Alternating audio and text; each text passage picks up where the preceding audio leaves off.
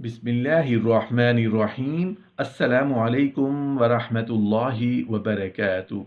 नहमदुहु व नुसल्ली अला रसूलिहिल करीम, अम्मा बाद। दो गुनाह जिनके करने से तौबा कबूल नहीं होती। मोहतरम नाजरीन, अल्लाह से जुदा होकर जो चीज़ हासिल करना चाहोगे तो वो नहीं मिलेगी। अगर वो मिल भी गई तो सुकून नहीं मिलेगा। अल्लाह से मांगो, फिर मांगो और मांगते रहो। देखना तो सही, यकीनन वो देगा। वही देगा, क्योंकि वही दे सकता है, क्योंकि देने वाला जो वही है। हर टूटी हुई उम्मीद अल्लाह से जुड़ने का जरिया बनती है।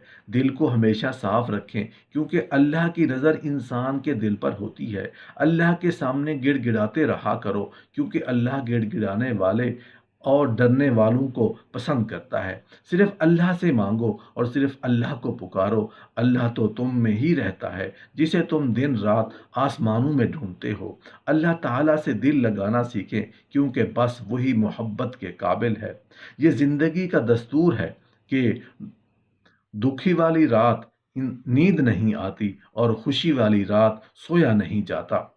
मोहतरम नाजरीन, दो काम शरीयत में ऐसे हैं जिनके करने से जन्नत में इंसान नहीं जा सकता या उसकी मगफिरत नहीं हो सकती। रसूल अल्लाह सल्लल्लाहु अलैहि वसल्लम फरमाते हैं कि अल्लाह बंदे को मुआफ़ करता रहता है, मुआफ़ करता रहता है, जब तक कि बंदा अपने और अल्लाह के बीच में पर्दा ना डाल दे, आड़ ना लगा ले।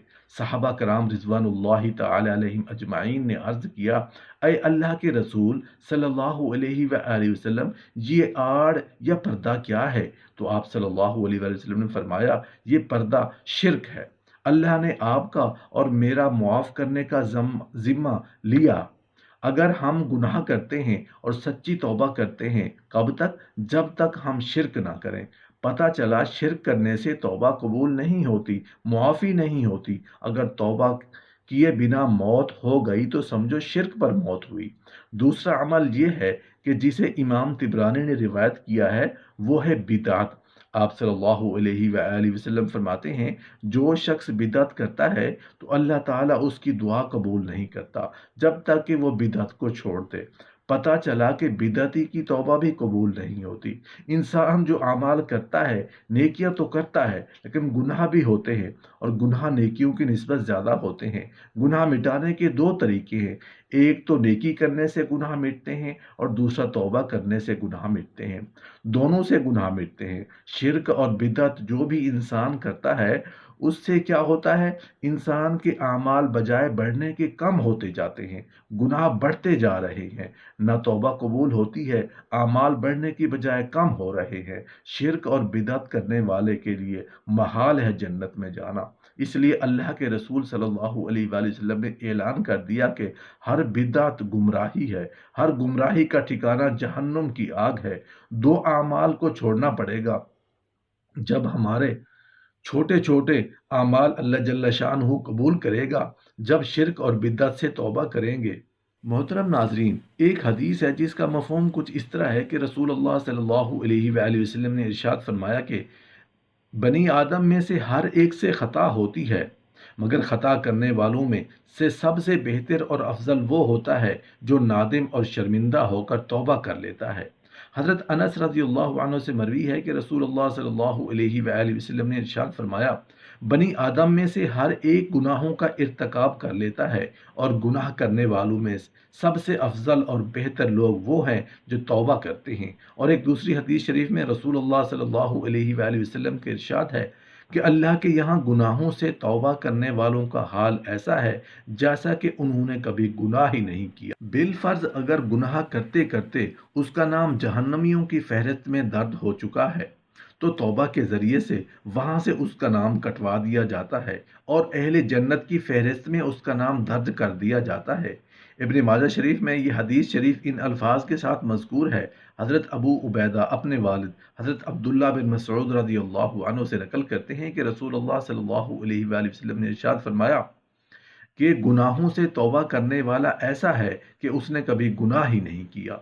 सैयदना अब्दुल्ला बिन अम्र रज़ियल्लाहु अन्हु से रिवायत है, मैंने रसूलुल्लाह सल्लल्लाहु अलैहि वसल्लम से सुना कि रसूलुल्लाह सल्लल्लाहु अलैहि वसल्लम फरमाते हैं, बनी इसराइल में किफल नामी एक शख्स था जो दिन रात बुराई में پھنسا رہتا تھا، اپنی خواہشات نفس کو غلامی کا غلام تھا۔ اس نے ایک ضرورت مند عورت کو 60 دینار دے کر زنا کاری کے لیے آمادہ کر لیا۔ جب وہ تنہائی میں برے کام کے لیے تیار ہو گیا تو وہ عورت بے اختیار رونا شروع ہو گئی، چہرے کا رنگ فک ہو گیا۔ کفل نے حیرانی سے پوچھا کہ اس وقت یہ ڈر اور رونا کیسا؟